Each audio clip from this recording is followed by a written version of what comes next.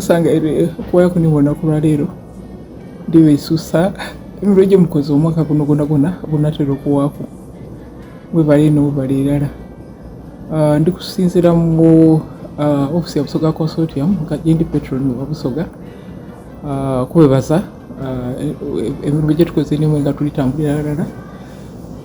Okusingira ddala ndikwenda okwebaza abakulembeze b'ebyalo ebisatu bye twalonda ebya Lukakyo Model Village gye tulikwenda okusinziira ku okukendeeza obwavu mu Busoga.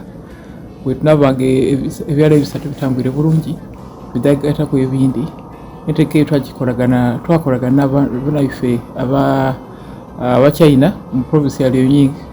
Twakola era omukago nga ni COVID ekali kutandika ayi COVID yatabulamuku ayi ebyawa twayirawo twatandika okola era ndimusanyusa okuba nti ba chairperson baife aba LC5 okutwala ku mulala nabakali kujja China nga bajayo okumala okusinga ibiri betegereze China yakola ekya okutolawo obwavu. So ndikusuubira nti byebayigayo bajja kubireeta mu bantu tusobola okubona ngeri kyetongeramu. Tukuteekawo ebintu bingi nga scholarships neteeka za ogaita institutions zaffe ne universities z'omu China okusingira University of Agriculture ye China etulikwaganayo mu programu eno. So tuli kubasaba nti tubwalala tutambuza emirimu egyo.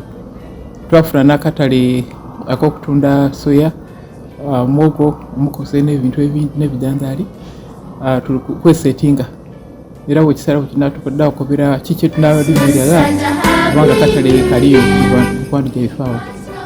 So ndikwenda nnyo okwebaza ebintu bye tukoze nimwe okwebaza abakulembeze ba consortium bacoordinator bonabona abatambuza ebirombo gino okutuusa mpano wano tuli bwe balina okutuuliza mu balero.